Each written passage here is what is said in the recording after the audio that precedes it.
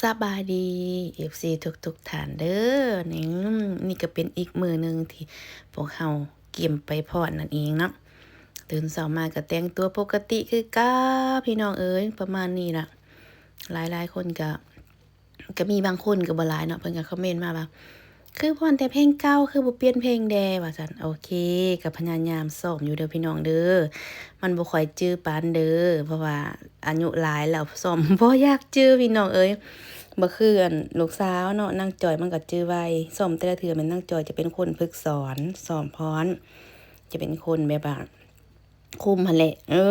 คุมเขาเป็นทุกคนไปตามจอยว่าซั่นซะส่วนหยังนี่ก็สอนบ่ได้เพราะว่าส่วนหยังบ่จื้อนะแต่งตัวเหอะนางโพนๆนี่นะผู้จอยโพดผู้นี้นะหลายคนก็ท้วงโอ้ยนักพรอีหยังคือมาตุ๋ยอยู่แท้บาเนาะว่าซั่น ได้ซ้ำนี่แหละพี่น้องเอ้ยเนาะ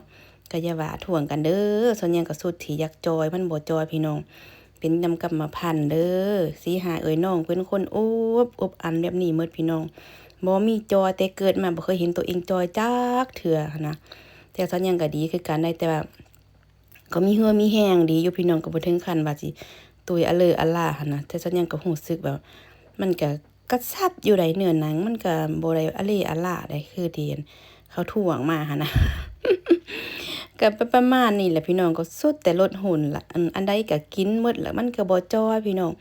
ซั้นหยังกินน้อยบ่ได้ได้เพราะเราเฮ็ดเวียกหลายเด้พี่น้องเราต้องกินให้อิ่มน่ะพี่น้องจิเฮ็ดคือเขาว่ากินแต่ไข่2หน่วยกินผัก4-5ยอดน่ะเป็นไปบ่ได้พี่น้องบ่มีแรงเฮ็ดเวียกหามหุ่มหามค่ำให้กินหน่อยมันจอยบ่ได้พี่น้องฉะนั้นต้องเอาสุขภาพไว้ก่อนมีมีแรงไว้ก่อนเนาะพี่น้องเนาะหลังจากแต่งตัวเรียบร้อยแล้วก็จะออกจากเรือนมาก็รถติดพี่น้องบ่เคยรถติดแบบนี้ออกจากเรือนมาแบบช่วงเช้าจังซี่หั้นน่ะออกไปสู่เมืองซานฟรานซิสโกนั่นเองพี่น้องนี่เส้นทางระหว่างเดินทางไปหาเมืองซานฟรานเด้อพี่น้องเด้อสะอาดสะอ้างประมาณนี้ล่ะก็ใครก็รู้ล่ะเส้นทาง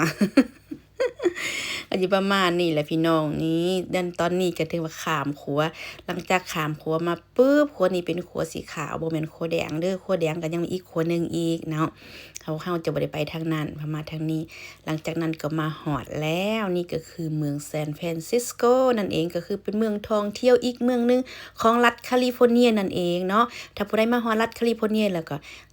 อย่าลืมอย่าพลาดมาเที่ยวอยู่นี่เด้อพี่น้องเด้อเพราะว่าซะยังก็อยู่ไกลๆนี่เอง อืมออกจากเฮือนมาก็ประมาณ30หรือ40นาทีหลังจากมาฮอดที่นี่งานนี้ปึ๊บก็เพิ่นก็เฮ็ดพิธีอยู่พี่น้องมีพระองค์ทรงเจ้าหลายองค์บ่แม่นเกือบฮอด20องค์เพิ่นบ่เฮ็ดพิธีว่ากิบาสีสู่ขวัญแล้วก็เฮ็ดแบบเสิร์ฟญาติน้ำประมาณนี้หลังจากนั้นเพิ่นก็เชิญนักแสดงแต่ละประเทศนั่นแหละมากินข้าวกินน้ำประมาณนี้เนาะ อาหารการกินนี่ก็คือมันอาหารไทยอาหารลาวอาหารเขมรอีหยังประมาณนี้เด้อพี่น้องเด้อนี่ก็คืออาหารคนเอเชียทั้งนั้นเลยมีครบสุดทั้งลาบทั้งกอยทั้งตำมะฮุ่งทั้งสมผักกาดแล้วก็แม่ปลาแล้วก็จะมีห้องหนึงพิเศษพระสงฆ์เป็นสันอาหารเที่ยงนี่เองนี่เนาะอยู่นี่ประมาณนี้เด้อพี่น้องเด้อหลังจากนั้นพวกเรากินข้าวกินน้ำแล้วก็มาเกียมสแตนด์บายขึ้นเวทีนั่นเองพี่น้องเด้อนี่ยังถ่าอยู่ก็อยากคือบ่เห็นมาเนาะแนมเพิ่นอยู่นี่ไปใส่เนาะนี่เขาสิเอิ้นขึ้นแล้วนี่นะพวกเราจะเป็นคนขึ้นแบบคล้ายๆกับเปิดงานก็ได้ไปเป็นบทอวยพรเนาะส่วนหลายส่วนใหญ่แล้วก็ลูกๆทีมนางแอนพาเนี่ยจะได้ขึ้นแบบขึ้นก่อนส่วนหลายนะเพราะว่าเราจะพรบทอวยพรนั่นเองหั้นนะอันนี้ก็เป็นบทที่1พอไปแต่ละงานส่วนหลายจะได้พรอยู่2บทพรเด้อพี่น้องเด้อก็สิประมาณนี้หลายคนก็ถามว่ามาพรจังซี่ได้เงินได้คำบ่ก็ได้ทิปเด้อเป็นน้ำจิตน้ำเจือเล็กๆน้อยๆที่เจ้าภาพเพิ่นเฮาเนาะก็ขึ้นกับอันคนพรเฮาถ้าเฮาไปหลายคนเพิ่นก็ให้หลายเฮาไปน้อยคนเพิ่นก็ให้ตามจำนวนคนนั่นเด้อพี่น้องเด้อหลายคนสนเจอหลายซะยังก็บอกมาหลายเทื่อแล้วแต่บางคนก็อาจยังบ่ได้ฮู้เนาะบอกแล้วก็บอกอีกว่าซั่นซะบางคนติดตามมาเพิ่นก็อยากฮู้อยากฮู้ตัวใดก็ถามมาได้ซะยังยินดีบอกทุกเรื่องเด้อพี่น้องเด้อที่ว่าซะยังไปเจอไปพบไปพอมาซะยังก็อาจจะบอกได้เด้อพี่น้องเด้อนี่ ลังจากนั้นพอก็จะพรแบบนี้แหละอากาศมื้อนี้ก็ถือว่าอากาศดีพี่น้องบ่ลมบ่หนาวหลายคือแต่สุดก่อนประมาณนี้หลังจากพรแล้วบทที่1พวกเฮาก็จะลงมาเปลี่ยนเครื่องนุ่งเพื่อเตรียมตัวพรเพลงที่2นั่นเองเนาะเพิ่นก็จะมีเวลาให้เฮายังคักแหน่ฮอดโมงเป๊ะแล้วก็ต้องมาสแตนด์บายหลังจากนั้นเปลี่ยนเครื่องเป็นของมาแล้วก็จะมากินอาหารเที่ยงอาหารของบ่แม่นอาหารเที่ยง อาหารแบบของกินลินโวสินะเป็นขนมหลังจากนั้นแล้วก็ฮอดเวลาขึ้นพรบทพรที่2นั่นเองนะพี่น้องเนาะก็คือบทพรสาวลาวมวลซืนนั่นเองเพลงนี้ก็จึกจักน้อยนึงก็สิประมาณนี้เด้ออันนี้ก็นั่งพ้นเนื้อก็ยังออนแอนน้อยนึงคอยพึกไปว่าซั่นนะพี่น้องเนาะก็ประมาณนี้เด้อหลายคนก็โอ้นักควันก็ตุ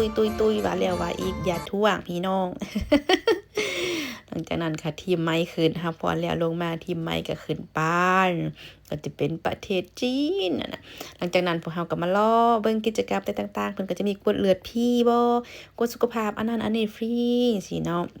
ก็จะมีการเบิ่งเขาเล่นงิ้วเล่นหยังขนาดพวกเราก็เลาะเบิ่งเขาเฮ็ดกิจกรรมต่างๆเพิ่นมีลินเกมบ่ลินอันนั้นอันนี้ว่าก็จะพากันเลาะเบิ่งให้ตัวให้ถึงประมาณนี้นะอยู่นี่มันจะสถานที่นี่มันจะเป็นโรงเรียนเด็กน้อยเด้อพี่น้องเด้อโรงเรียนของหลายๆประเทศนะส่วนหลายก็จะเป็นเอเชียหั่นแหละพี่น้องตาสังเกตเบิ่งนักเรียนอยู่นี่ส่วนหลายมันจะเป็นประมาณนั้นนะพี่น้องเด้อนางพูดเพิ่นก็จังมาเล่นเกมนำพระเจ้าดีนะมาปินหาไปเอาศพเอาของขวัญของลินก้นว่าซั่นปินเบิ่งดูได้อะเลยเนาะว่าซั่นนี่ได้ช็อกโกแลตของเธอแม่ก็บ่ยอมแม่ก็สิปินว่าซั่นมาเบิ่งเท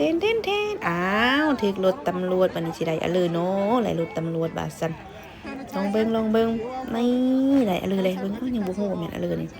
เพิ่นว่าไปติดใส่รถเด้อเพิ่นว่าติดก็ติดเบิ่งว่าซั่นเห็นบอกเพิ่นเขาจะกวดสุขภาพแถกทางทรงกวดเลือดอีหยังจะมีเต็นท์อยู่นี่เนาะผู้สู้ก็สู้ไปตัวนี้ก็คือประเทศแคมบูเดียนั่นเองเด้อนี่แล้วก็ต่อมาก็จะเป็นอินเดียบ่ประมาณนี้เด้อนี่แม่นบ่นี่วางว่าแม่นเนาะ สาวน้อยเพิ่นก็โซเดียวนี่ก็ประมาณนี้แหละพี่น้องนะคะคือเป็นแต่ละประเทศนี่นะแต่ก็อยู่ทางในก็ยังมีอีกรายการนึงอยู่ทางในพี่อยู่ทางนอกก็มีทางในก็มีแล้วแต่เพิ่นมักทางใดก็ไปเบิ่งทางนั้นเนาะเพิ่นก็จะมีโชว์แบบสไตล์ของประเทศไผประเทศบ้านอีหยังประมาณนี้พี่น้องเด้อตัวนี้ก็คือจะเป็นแบบเวียดนามเด้อพี่น้องเด้อนี่เพิ่นก็จะโชว์ประมาณนี้แหละนี่ศิลปะการดนตรีอีหยังประกอบส่วนท่าเต้นลีลาท่าเต้นอะไรประมาณนี้เป็นตาเมืองอยู่ได้พี่น้องหลังจากสัญญาพรแล้วสัญญาก็มีโอกาสมานั่งเบิ่งอยู่นั่งท่าตบมือให้เพิ่มประมาณนี้นั่งเป็นกำลังใจให้เพิ่มนั่นนี่ก็ประมาณนี้เด้อหลังจากนั้นพวกเฮาก็จะพากันเตรียมตัวมาเฮือนว่าซั่นย่างเลาะขอบลาทานผู้ใหญ่พี่ป้าหน้าอากราบลาเมื่อเฮือนเมื่อซานแต่ว่าในที่สุดก็กราบลาเพิ่นก็มาพรก่อนจักหอบ2หอบบาทซานตอนนี้ก็แฮงบ่มักนี่ก็ไปบ่ได้แล้วนี่ก็ลุยแล้วแหละนี่ก็มาเต้นลำวงจัก 2-3 หอบบ่อะไรประมาณนี้แหละนี่ก็จะมีเพลงอันยังก็มีไปซั่นละเพลงเวียดนามเพลงกะเมนเพลงจีนก็ว่ากันไปเนาะหลายโซนศาสตร์หลายประเทศว่าซั่นซะแล้วก็สามัคคีกันม่วนซื่นนี่ก็มีแต่ผู้ใหญ่หมดอันแหละส่วนหลายนะจะบ่มีใบรุ่นเด้องานนี้ฉันยังบ่ค่อยเห็น มีแต่ผู้ใหญ่มาแลกเปลี่ยนวัฒนธรรมกันว่าซั่นซะที่ประมาณนี้แหละพรลำวงสามัคคีอยู่กลางแจ้งอากาศก็พอดีมื้อนี้บ่ร้อนหลายแล้วก็บ่หนาวหลายแต่ว่าปีนี้ก็จะหนาวได้พี่น้องแต่ปีนี้ถือว่าบ่หนาวอันแดดดีตอนคืนพรนี่ก็ยังรู้สึกว่าร้อนหน้าอยู่พรไปพรมานี่ก็เห็นไม้ก็อยากจับไม้แด้ว่าซั่นพี่น้องก็ขึ้นจับไม้ห้องเพลงประกอบส่วนความม่วนซื่นนำเพิ่นไปเพลงนึงเป็นจังหวะว่าสลบว่าสร้างนี่คุณเคยจับไม้เห็นไม้ก็อดบ่ได้ละหลังจากนั้นเฮาก็มาสอนช่วยกันลำวง แต่ละประเทศอันทั้งตัวนี้ก็จะเป็นประเทศไทยเด้อเนี่ยนี่เพิ่นก็จะพอนอยู่เทงนะประเทศไทยทางเหนือเนื้อนี่เฮาก็จะขึ้นมาซอยเพิ่นลำวงเสียประตูในก็จะมีกันให้ทิปนี้ประมาณนี้เด้อ